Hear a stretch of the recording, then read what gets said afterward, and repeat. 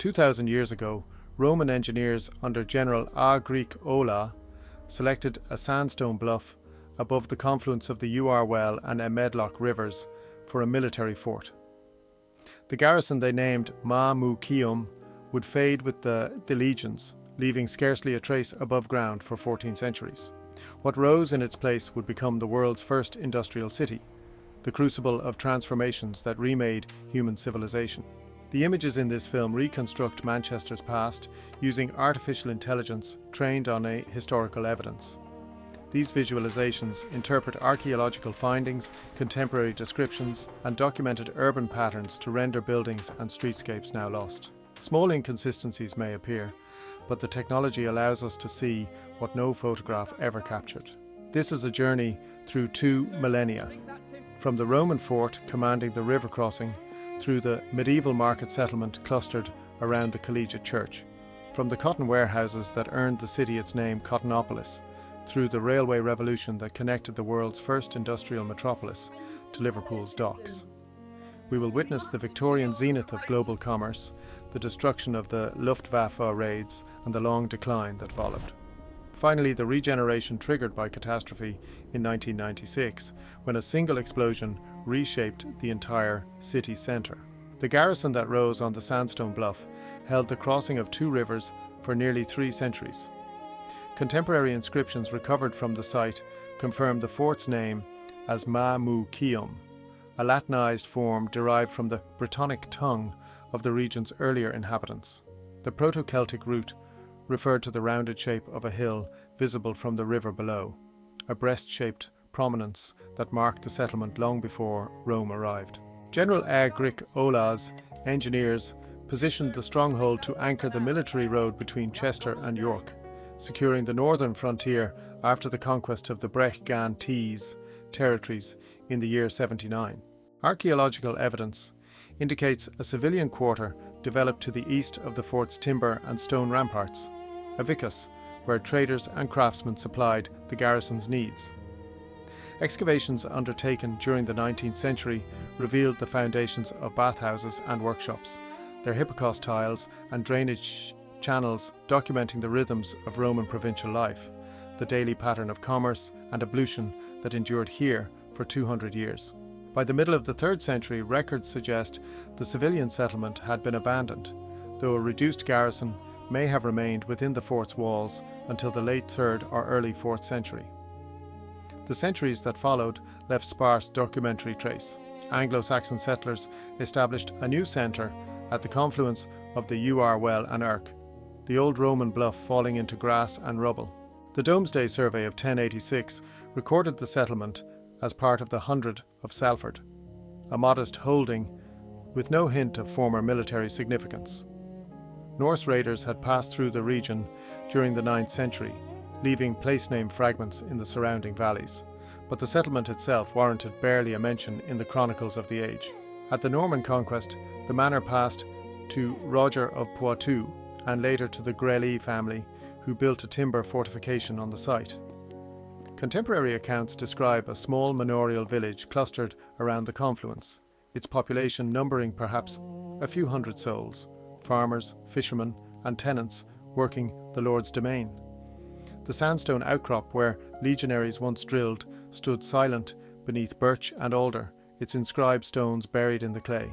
The settlement that emerged from the ruins of the Roman fort bore little resemblance to the ordered military encampment that had stood for 3 centuries. By the time Norman surveyors recorded the township in the Domesday Book of 1086, the centre of habitation had drifted north to the confluence of the Well and Irk, away from the abandoned sandstone bluff. The record lists Manchester within the Hundred of Salford, held by Roger of Poitou, a tenant of modest standing amongst William's northern vassals. The landscape bore the scars of the harrying campaigns that had devastated much of the surrounding countryside 2 decades earlier, a fact evident in the low valuations assigned to manorial holdings throughout the region. By 1282, documentary evidence confirms the existence of a market, granting the township its commercial function amongst the scatter of villages that formed medieval Lancashire. The Grely family held the manor through the 13th century, maintaining a timber castle that commanded the river crossing. Contemporary records from the period describe a settlement arranged around a market square, with modest timber-framed dwellings clustering along established trackways. The 14th century brought an influx of Flemish weavers whose skills in cloth production laid the earliest foundations of textile manufacture, a craft that would persist in these valleys for 6 centuries. Archaeological analysis of surviving buildings from this period indicates the use of locally quarried sandstone for more substantial structures, whilst timber framing remained the predominant building method for domestic dwellings. The population grew steadily through the later medieval period, sustained by the expanding market for woolen and linen goods. In 1421, Thomas de la Warre established a collegiate church on the site where Manchester Cathedral now stands, its tower becoming the principal landmark visible across the surrounding lowlands. By 1500, the township held approximately 1,500 souls, a modest market community distinguished chiefly by its expanding cloth trade. Records from the period describe the persistent scent of lanolin and dyestuffs around the fulling mills, where water from the UR well powered the processing of raw fleece into finished cloth. The centuries that followed the medieval manorial township brought an accumulation of craft knowledge that would define Manchester's destiny, though nothing in the Tudor or Stuart periods suggested the transformation to come. Parish records and commercial ledgers from the 16th century onwards trace a steady expansion of textile production, initially centred on woolens and linen, but increasingly incorporating a hybrid fabric that would become the town's signature product. Contemporary accounts describe Fustian, a cloth combining linen warp with cotton weft, as the dominant manufacture by the early 17th century, its production scattered across workshops and cottage looms throughout the parish and neighbouring townships. The weavers who worked these looms formed a skilled artisan class whose interests occasionally clashed with the merchants who controlled the trade. By 1736, tensions had escalated sufficiently that Parliament enacted specific legislation addressing disorder amongst Manchester's textile workers, an early indication that the town's growing industry brought with it questions of labour and social order that would persist for the next 2 centuries. The same decade saw engineering works that connected the UR well and Mersey rivers to navigable channels reaching the sea, opening direct water routes that documentary evidence shows merchants immediately exploited for the movement of raw materials and finished goods. November 1745 brought a brief disruptive presence when Bonnie Prince Charlie's Jacobite forces occupied Manchester during their southward march from Scotland. Contemporary chronicles record the Highland Army's passage through the town as remarkably swift, the rebel cause finding limited enthusiasm amongst a population whose prosperity depended on trade networks tied firmly to the established order. Within a fortnight, the Highlanders had withdrawn northward, leaving the town's commercial life to resume. By mid-century, the first improvements to loom technology were emerging from local workshops, documented in patent applications and guild records as modest refinements that nevertheless increased output and reduced labour costs. The 1750 census enumerated some 17,000 inhabitants, a respectable figure, but one that placed Manchester well behind the established centres of Liverpool, Bristol and Norwich. Yet the foundations that would enable explosive growth were quietly accumulating thread by thread, loom by loom, in a town whose textile mastery was becoming impossible to ignore. If this journey resonates with you, consider becoming a channel member. Your support helps keep rebuilding these lost cities, frame by frame. Now the transformation begins. The transition from hand spinning to mechanised production unfolded across less than 2 decades, a compression of time that would redraw every contour of Manchester's existence. James Hargreaves introduced the spinning jenny in 1764, a device that allowed a single operative to manage 8 spindles simultaneously. 5 years later, Richard Arkwright patented the water frame, harnessing the power of flowing water to drive rollers that stretched and twisted raw cotton into thread of unprecedented consistency. Samuel Crompton's spinning mule arrived in 1779, combining the principles of both earlier machines and producing yarn fine enough to compete with Indian muslins on the world market.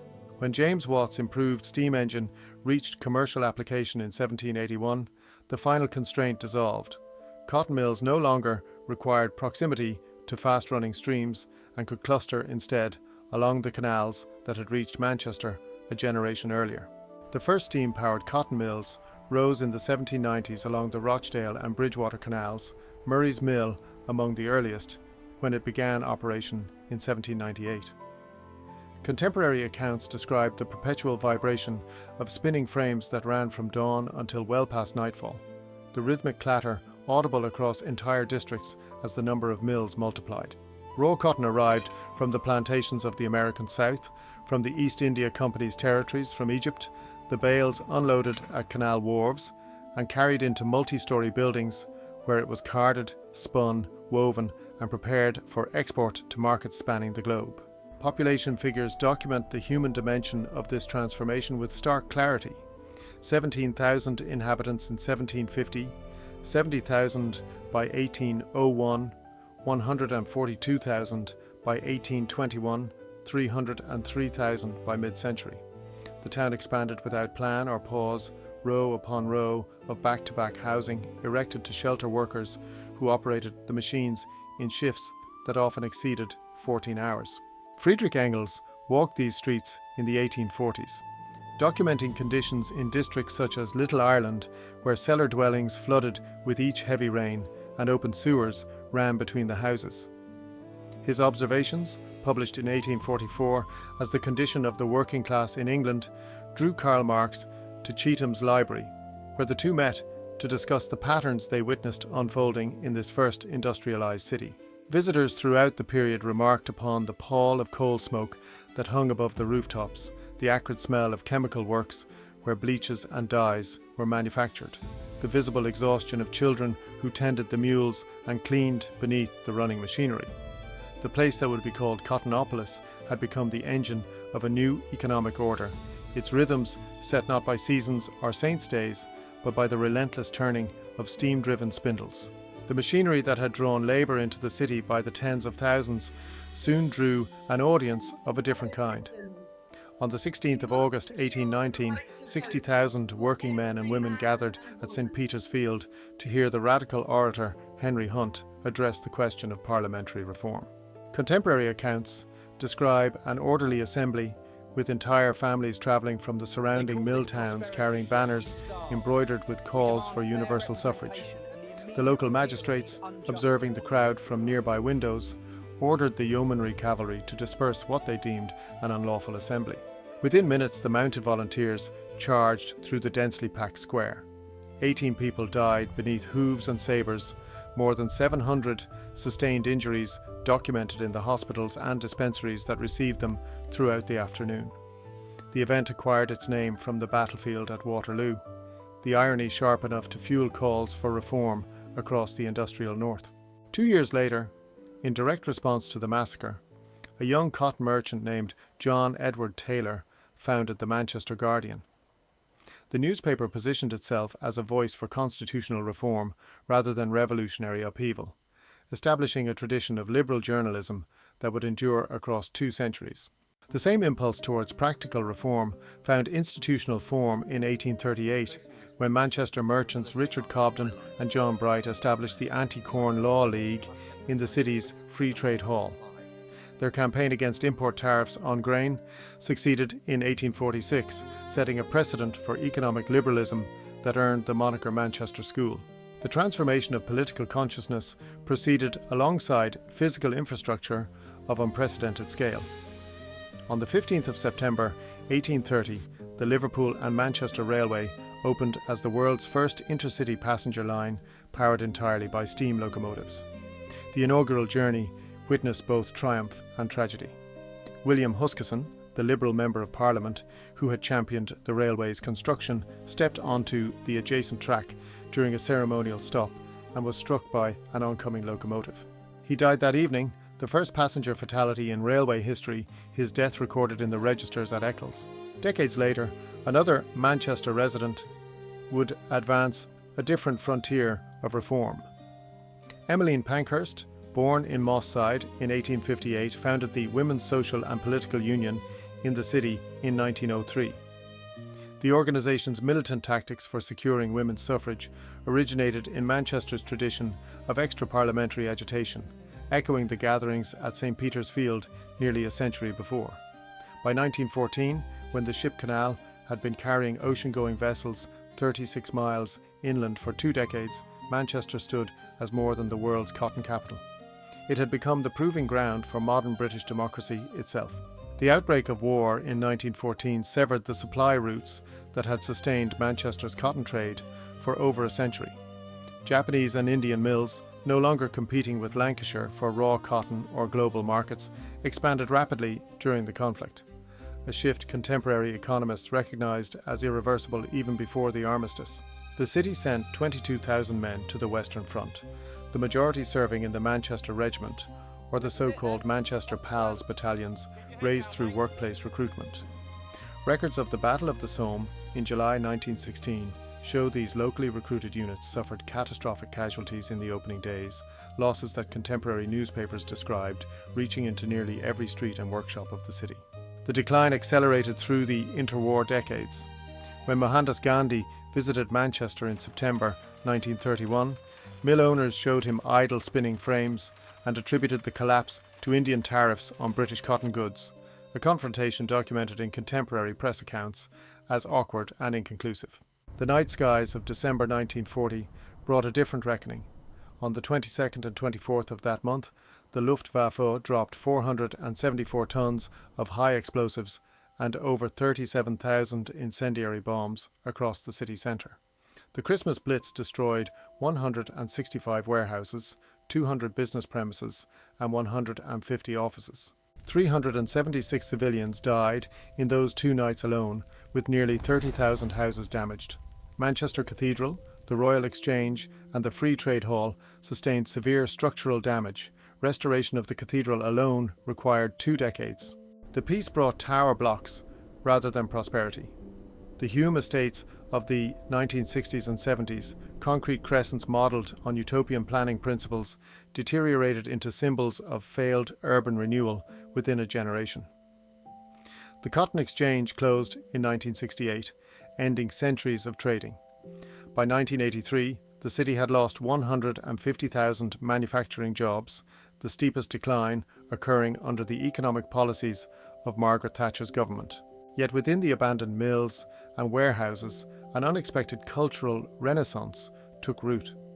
The Hacienda nightclub, established in a former boat builder's yard in 1982, and bands such as Joy Division drew international attention to a city redefining itself through music and art.